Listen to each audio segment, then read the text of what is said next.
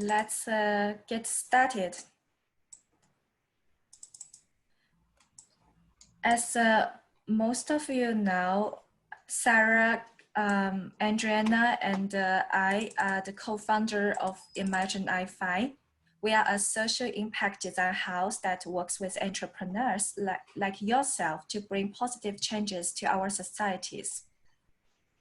Before we get started, we would like to invite you to connect via Slack in our IMAGINEi5 class channel in covidaccelerator.slack.com. If you have any questions for us, please send your request through our website at imaginei5.com/contact. Also, you can share your LinkedIn profile through the chat, which will help us to get connected as a community.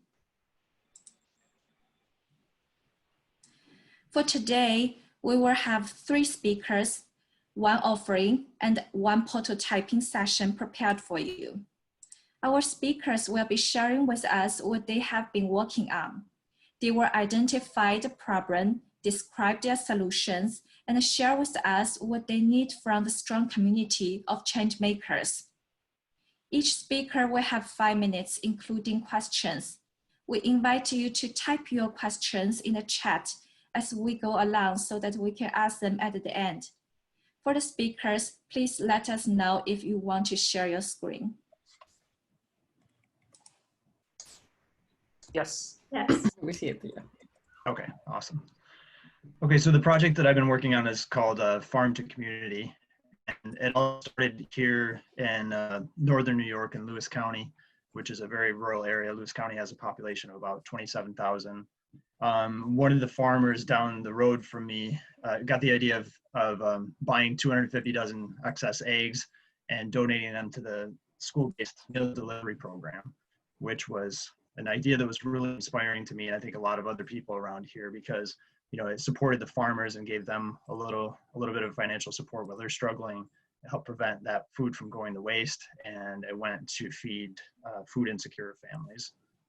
So I've been working with them locally just to kind of put in place some basic tools to make this a little more repeatable. They didn't have any way to collect donations. They were just kind of doing it, with check and cash.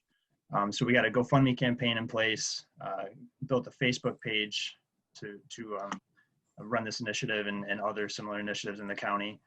We got a sign-up form so that anybody that wants to volunteer can sign up, as well as any farmers that have products that they would like to coordinate or to donate or sell at cost to the program. I set them up with a Slack workspace, which has actually gone over really well. I kind of had the impression that people here in this area would be technology adverse, but they've really embraced all of this, and they've been active in the Slack, and it's really helped us collaborate and move faster. And then we have weekly Zoom meetings in place to kind of keep things rolling and bring in new local farm foods and get them integrated into the school meal delivery program. So far, we've raised $2,000, which was our original goal, and we're bumping that up now that we've hit our goal, and are working on some additional things. Our Facebook page has almost 700 followers, which I think is pretty good for this area.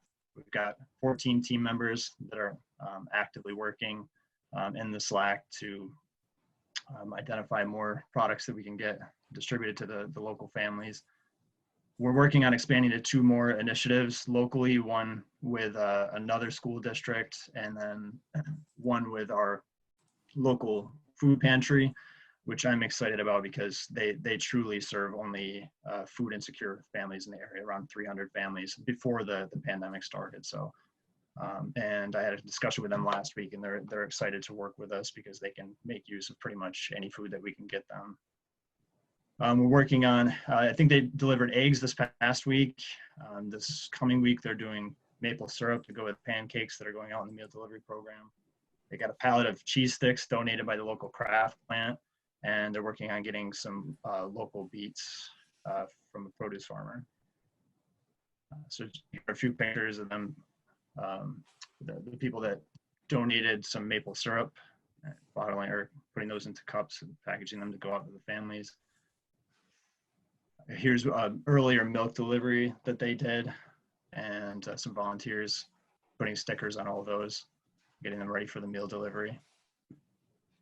So with Inside COVID Accelerator, I'm working with a team of people to look at this and try to figure out, how can we take this and scale it and, do something that's not geographically specific? How can we make the biggest impact with this?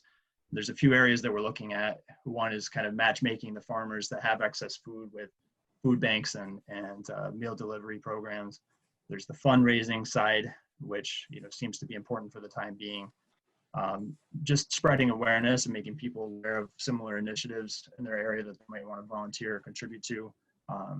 Teaching, it might be a possibility that we can teach community organizers, how to do this, how it's what's worked well and what hasn't in our area, so that it can be more easily repeated in other areas. I think there's a need to gather volunteers, both for the logistics and packaging and transport, as well as just organizing and making the deliveries happen every week. And then longer term, after the pandemic is over, there's a chance that we can help build these, farmer to direct to consumer relationships, which will be, healthy for the communities long term. So the help that I need is mostly right now filling out our survey. So we're kind of doing some market research, just trying to gather opinions and feedback on where we can make the greatest impact. So if anyone can fill out the survey, takes probably 3 minutes. It's a really short survey. And if you're interested in providing more input on this, I would love to have you. I'm going to set up some small focus group meetings next week, probably 3 or 4 at various times. And if you check yes, you want to be contacted to provide more information, I'll be sure to include you in those. And then there's our channel on the Slack, Project Farm to Community. My name's Tom Monks, and there's our Facebook page if you want to reach out and check out our progress in Lewis County. That's it. So there's a question from Jyoti. Did this start before or after the COVID crisis?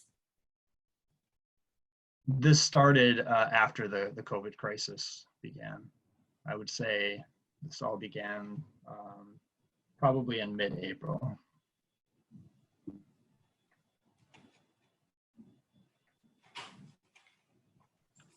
Yeah, and I'll paste this link in the chat so you guys don't have to type that too.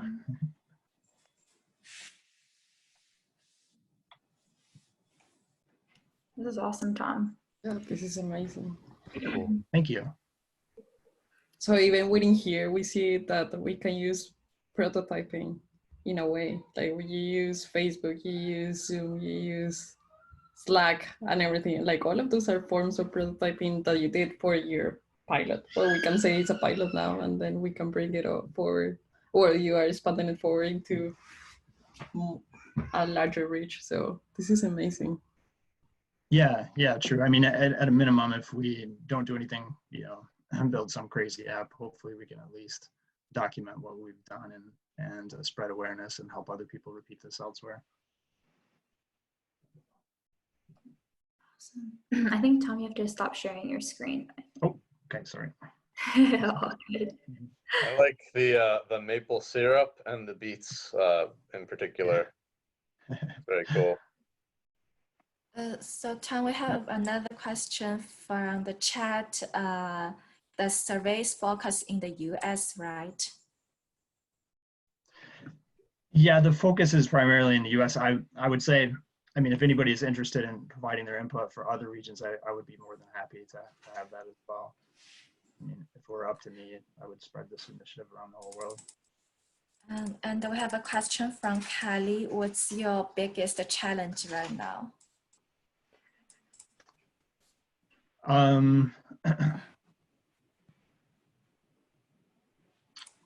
Locally, I guess finding volunteers. I'm working on finding some volunteers to start up this food pantry initiative. I haven't had any takers yet, but I think I'm going to blast that out on Facebook later today. Hopefully, I'll find some people to help with that. And then I guess, globally, just figuring out narrowing down our area of focus and figuring out where we can make the greatest impact, and to scale this to other regions. Okay, thank you, Tom. Thank you, guys. So let's invite Arjun to bring us some knowledge in venture capital. Hey guys, can you guys hear me? Yeah, okay. Yes. All right, perfect. I do not have a idea. Like, I know someone posted in the chat what venture capital. I do not have a venture capital idea. I'll give you a quick background who I am and what I do and how I hope to be helpful to everyone here, or to some of you guys here. So I currently work for an accelerator out of New York called Future Labs. We focus on helping companies go from pre-seed or seed round funding to Series A. So we do everything from helping them scale, give them some capital, and go through all the entire process of fundraising with them. I have been an operator prior to this. I founded a company in college and then exited out last December, kind of focused on AI and art. And as COVID hit, wanted to get involved in any little capacity as I could be helpful.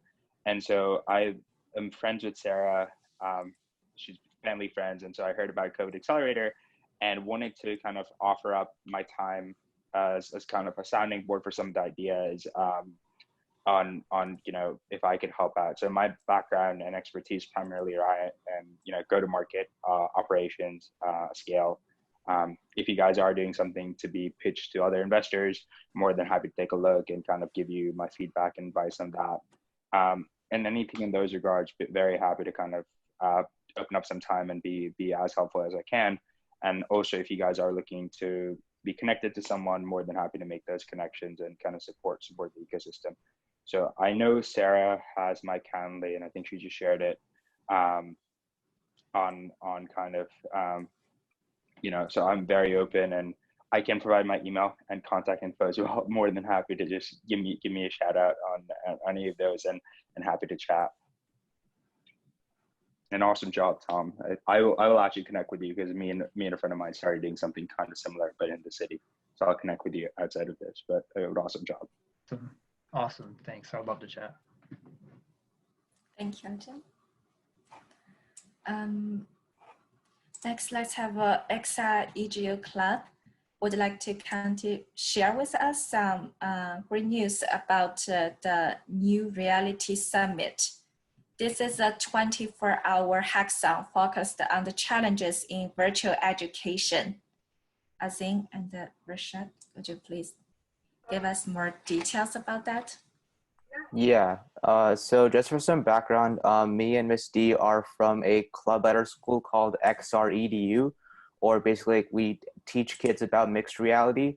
And this year we participated in the Samsung Solve for Tomorrow competition. And our idea to basically prevent wildfires by developing a sensor array to be put in forests around the country. So we were placed as a national finalist this year, and we won $50,000 for our school. And now, in order to generate funds to fund our project and fund next year's project, we're running this hackathon as an opportunity to give high school students the chance to develop solutions for COVID-19 related to education and communication, and just really encourage that kind of atmosphere of making and developing a solution to help your community.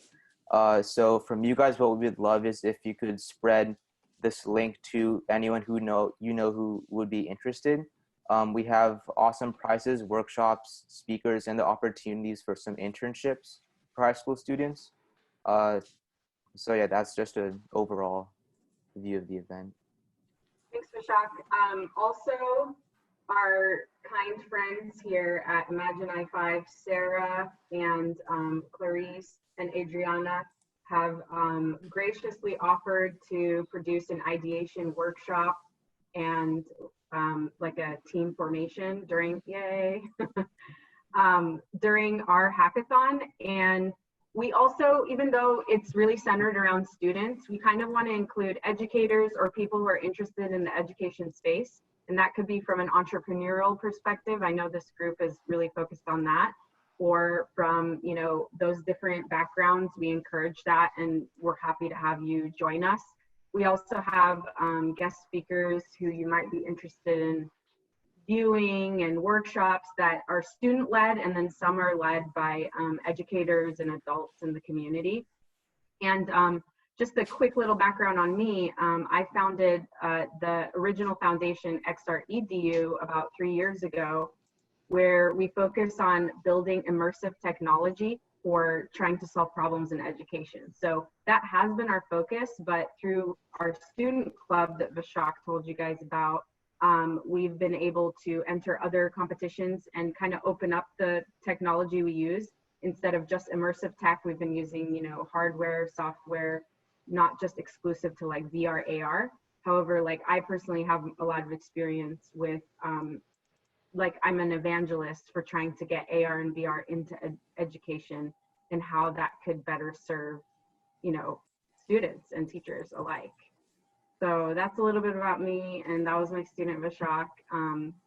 This is a really cool thing you guys are doing. I didn't even really know what it was, but now that I'm here, I'm like, I might want to keep coming.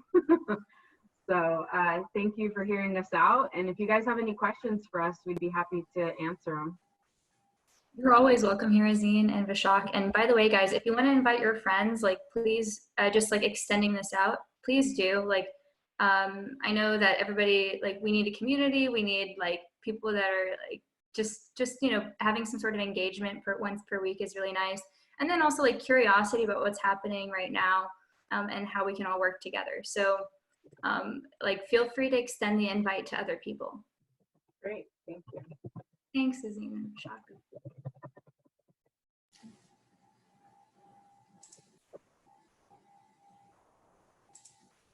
Okay. So thank you so much for all these offerings. A lot of those are related to prototyping, to getting out there, trying things out. And yeah, we are more than excited to start working together with XR-EDU next week. That's coming up soon. So help us spread the word. I think that will be fantastic. So okay, let's go to the next slide. So last week we talked a lot about prototyping and the different levels of prototyping that we can be doing. So from the low fidelity, medium fidelity to high fidelity, having like low fidelity being like the pens and papers and sketches, medium fidelity, the slightly more advanced with like wireframing, balsamic or mirrorless tools, or quick 3D prints and things of that sort. And then high fidelity of being like closer to final and detailed, time consuming and more money. So we went through an example of like how to build a washing machine from the start to the end. But now we want to learn a little bit of where do you stand in your projects in order to understand how we can better help you prototype at this point and take your idea to reality. So you're gonna be seeing a poll coming through. It is asking you, what is the stage of your project or company now? Some of you may have ideas already launched. Some of them are in funds. Some of them may be in prototyping. So we just wanted to learn a little bit more. What do we have here and how we can help you guys? So it seems like some larger majority they are in the ideation phase, and some more in the marketing, but it is a quite even split overall. So yeah, thank you so much for answering. So for those of you that are starting to think about prototyping your ideas, if you're prototyping, what tool are you using in terms of the low fidelity, medium fidelity, or high fidelity? Maybe it depends on the stage that you're in. What do you mean by this fidelity, by the way? Oh, here it is. So low fidelity is the low cost, quick to build rough creation. So pen and paper, sketches, cardboard. Okay, I have it. Okay, thanks. Yeah, so from some of you, we have seen websites already well developed. From others, maybe in the pen and paper time, and let's start ideating from the start. So, okay, I'm gonna close this poll now. So it seems like some of you have been doing more of the medium fidelity. So if you can chat, just write in the chat, what is your, like the tool that you use the most? And what do you like using it? Yeah, maybe we can get some ideas from that into why are you using those tools, and I know. Yeah, so I see text editor for newsletters, CAD tools, or building architecture by hand, Tilt Brush and Oculus Quest. So there's a lot of different tools that we can learn from each other. So maybe if you see a name that you want to learn more about, contact these people. I think that would be a really awesome way to connect and help each other. Okay, so now I'm going to transition to Kelly and Charlie, who are part of Feed. So they're going to be sharing with us the prototyping journey for their startup. Their name is Feed, and it is a tool for interviewing, removing the adding to diversity and inclusion in the hiring process. So she's gonna share with us, or they're gonna share with us, the prototyping journey and also, well, the overall journey within their process. So Kelly. Good morning. Morning, everybody. It's such a pleasure to be with you, and I'm super inspired. I'm also with a zine that will probably be dropping into more of these now that we know they exist. So thanks so much for having us. And this is my co-founder, Charlie. Charlie, are you there? Yeah, sorry, I was on mute. Hi. He's dialing in from the UK, so he gets bonus points for dialing in late. But great. We are Fitted, which stands for Foot in the Door. As Adriana mentioned a little bit already, we're a platform that connects underrepresented job seekers, hopefully with their dream job, by offering mentorship services and also job preparation services. Right now, we're focusing specifically on data science roles. And we're doing that through a mock interview tool that we've developed and through mentorship pairing. And our goal is to pair job seekers with a mentor in the company that they're actually seeking to work at, to sort of level the playing field from people who might have connections within that company. And yeah, so that's where we're at. I loved seeing the polls on where all of you are at, because some of you might even be further along than we are. We're still really early stage, but I can share our journey and then open it up for questions. So Charlie and I met and founded Fitted back in October of 2019. So we're not even a year old. We went through a couple accelerators at Berkeley. First one was called STEP, and we learned a lot through that. We got the chance to pitch to VCs and start to think about what we were really offering. We also, actually, this is interesting because we also pitched for a class called Lean Launchpad. We're both MBA students, and we actually learned the most by getting rejected from that class, because it helped us hone in on our idea and sort of refine it to a level where we're at today, and sort of make our first hypothesis was that biases exist in sort of the screening interview and resume part of the job application. If you look at it as a funnel, that's where the biases was existing, which in time we've invalidated. So this is all part of our journey. I think one of the biggest learnings was when we got to do our first prototype. Haas CMG, which is sort of the career center service at our business school at Haas at Berkeley. And they actually let us do a hire for them. So we had a hypothesis about what the tool that we wanted to build would look like, and they let us do that manually. So we simulated what we thought the tool should do manually by doing the hire ourselves and blinding them from choosing the candidates. And that was really interesting, because we learned basically that that wasn't where the biases lie. We learned that biases and kind of filtering out non-traditional candidates happens a step earlier in the sourcing. So come Jan, Feb, we did a pivot. What helped solidify the pivot was a partnership with Slack. So Slack was already they were looking into this. They were already interested in where do biases exist in our own recruiting processes, and they opened up their data to us, their pilot, and sort of started a loose partnership with us, which has been really fruitful ever since. Also through that time, this is just sort of I don't know if you guys know Steve Blank, the lean startup methodology, but his whole message is get out of the building. You know, Charlie and I could have stayed in our own heads the whole time coming up with what we thought, but we had the opportunity to just pitch at as many competitions as we could, do tons and tons of customer interviews. I think we've done around 110 at the moment. And through the pilot, so getting so many other people's opinion on what we thought would be the solution was super, super helpful. And then through one of our pitch competitions, through the experience of getting out of the building, we were approached by a research center and an NGO, a really interesting social enterprise called the Alliance for Inclusive AI.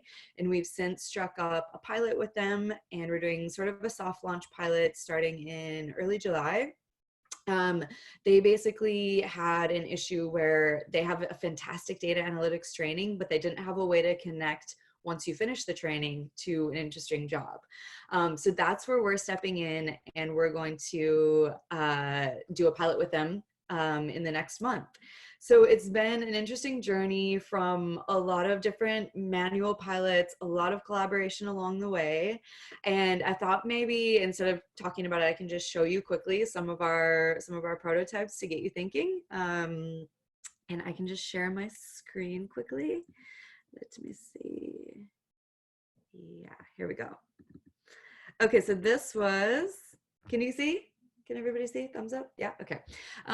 This was prototype number 1. This is a look at my actual resume. And this is when we thought the biases would lie in the resume, which we know it does, but it's like a yes and moment where, yes, it lies in the resumes, but we need to start sooner. So our prototype was literally just taking my resume as it is and mocking up what we thought our system should do, which is redacted version. So by blinding my name, you have less of an idea about my gender. You don't know that I'm going to elite business school, or technically elite business school, although we should probably also block out Berkeley there. We remove all the company names, so it's less focused on brand names and buzzwords. It's more focused on just where your experience. So that was a way that helped us just really lo-fi, be able to exhibit when we were doing pitches and we were talking to VCs. We could slide it across the table and say, here's what our system does, and show them, but it was just a mock-up, obviously. And then over time, we've been able to develop our actual platform now. So pivoting to where we think the biases lies a little bit earlier in interviewing, and so helping level the playing field for candidates with mock interview tools. And so here is a look at our next step. This is a website that our wonderful technical team built for us, a little bit about us. And then we can go into the actual tool that they've developed. If I click on interview, and we have 2 options here, take the interview or view the transcript.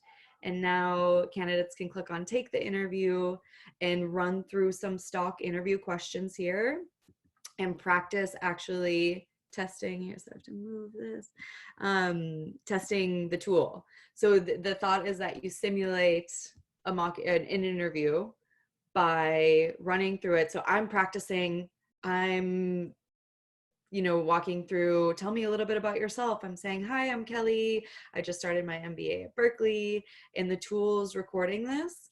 And when I'm done with this, I can then send this transcript off to an interviewer sitting in the company that I want to get a job with, and they could give me feedback before I do the interview. And it's just working to level the playing field for people who wouldn't have a connection to get their foot in the door with that company already. So that's just like a quick view of how our prototype went from very lo-fi to something more automated. And just to round this out, for our soft launch, although we have this tool built, we're actually deciding to use Slack for our soft launch instead of this tool, because Slack offers a whole suite of things that we can test and see what mentors and mentees use. And our tool does one thing for now, but we have a feeling that there's more things to test. So we've sort of just said, actually, let's use a tool that's already out there that's more robust than what we have built, and we'll come back to ours and refine it as we need to. So not putting too much time and effort into the tech development or too early on before we know more. So with that, I will take any questions, feedback. That's just a little bit about our journey. And yeah, thanks guys. Thank you so much, Kelly. I think it was really good to see how from a piece of paper interview, like resume, you can take it all the way through practice and simulation, but you don't need that high fidelity in order to get the process going. So that was really awesome. And also the key point of collaboration and working together, I think that was essentially really good. And I see Heather, you are working in something similar here in this space. So maybe you two can could collaborate, especially for the COVID solution that Heather is working on. So you had a question. So you validated bias during resume and interviewing process. Maybe you wanna ask something else, Heather, to Kelly, or? I was just mostly curious about the actual research that you guys did with the resumes I mean, you said that you had invalidated that the bias comes from the resume and the interview process, but then you also said that you actually need to eliminate the bias even sooner than that. And so I was curious about more. Yeah, absolutely. I mean, I can talk all day on this, but what we invalidated was that it starts, sorry, I might have misspoke on that. It starts at the resume and screening interview process. That was our initial hypothesis.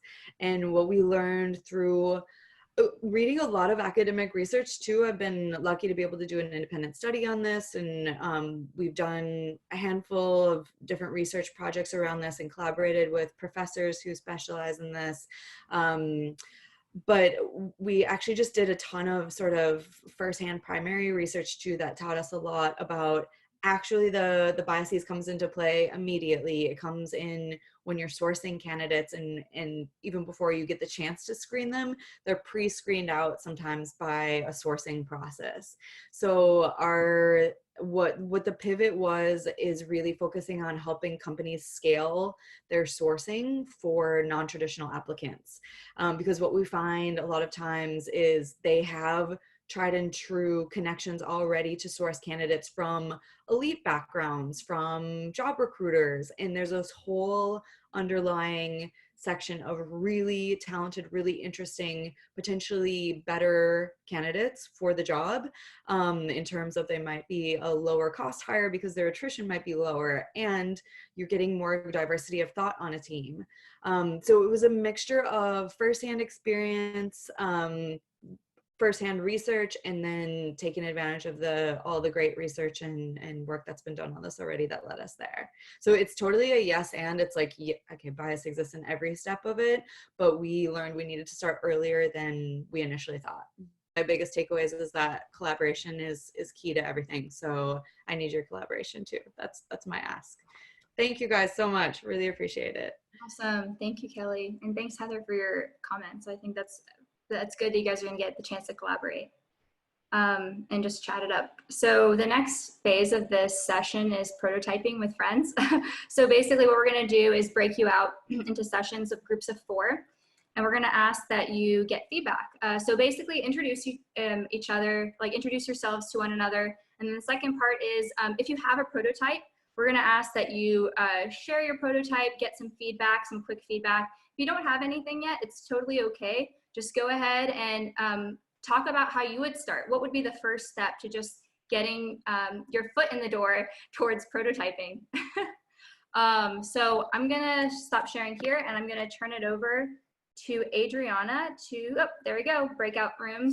Hey guys, awesome. So maybe we can quickly get your feedback even in the chat or here, like how was that helpful? Like, were you happy to chat with people and kind of get some quick feedback on your prototypes? Did it help you all just like in the first step? Just you can even write it down in the chat or message us too if you don't feel comfortable sharing. Like, don't worry, we like all kinds of feedback, negative and positive. So don't worry.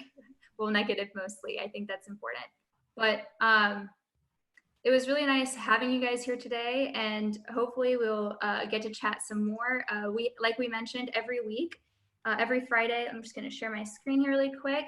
every Friday we have this Coffee and COVID chat with IMAGINEi5. And then on May 30th, we're gonna do an MVP focus workshop. And then finally into July, we'll be preparing something for focused on some funding. So if you don't have, do you guys have any questions for us? No? All right. Vin brought up a really good question in our group, and it was, you know, when's the best time to start prototyping? Like, when do you need to do user research and get, you know, feedback and input from your users, and that versus, you know, just kind of putting together what you think the prototype should be to use that to start getting their feedback? That's a good question. I think I'm gonna take a stab at it, but also I know a bunch of you here are like prototyping experts, so feel free to jump in as well. So something like, I feel like I guess I'll talk from a personal level, and then I want to hear what other people have to say too. For me, like, I always have a bunch of ideas generating, but you know, these ideas need to be evaluated in some way to see if they're viable. And sometimes that might even just be like reading another competitor's customer reviews on like Amazon, and you can see like if they're actually facing this sort of problem. It can be as simple as that. Or it can be something that's a little bit more like even just starting off chatting with a friend is a prototype, like is kind of like an iteration session, because it's just like, I'm just trying to keep it super simple. You know, just like talking to people, bringing it out there allows you to edit your ideas, edit your thoughts, and like it doesn't have to be complicated. I don't think that a prototype needs to be like this app that's built up, like that's way down into the phases. So when I say when, I think like as soon as possible, just talking about it is fine. I think that's a great place to start. And then I would love to hear what other people have to say in here. Well, from my perspective, I would say sometimes a prototype can be a form, like a Google form. Sometimes it could be like a sketch or a spreadsheet with people that can add their own email. All those things can kind of get you early momentum, and more importantly, like networking with relevant people, collaborating. The first version of my website for findcovidjobs.com was literally just like 2 buttons, one for submit here for an employer and one for submit here if you're an applicant. And I just sort of tried to improve it a little bit every day from there.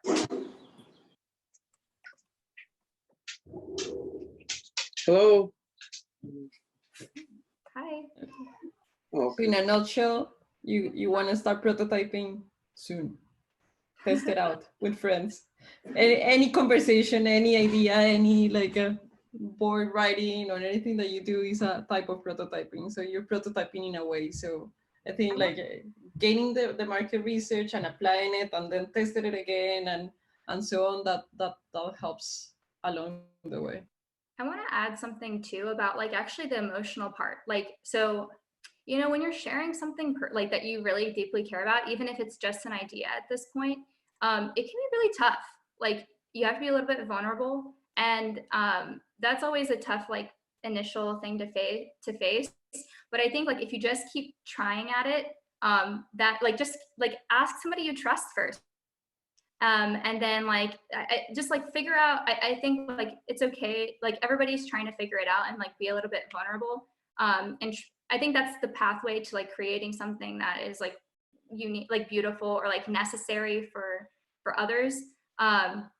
So I think I just want to talk about, I just wanted to bring up like the kind of the vulnerability piece, just because I know we were talking about the timeline, but also it's kind of it's kind of like a personal journey as well, like a personal process to like being willing to be vulnerable and like kind of being willing to hear like the negative feedback, because like there always is going to be something that you have to change, and like that's kind of a cool thing, right? Like my weaknesses are other people's strengths to fill it in and create even a better concept. So that's just another piece I wanted to touch on within that question.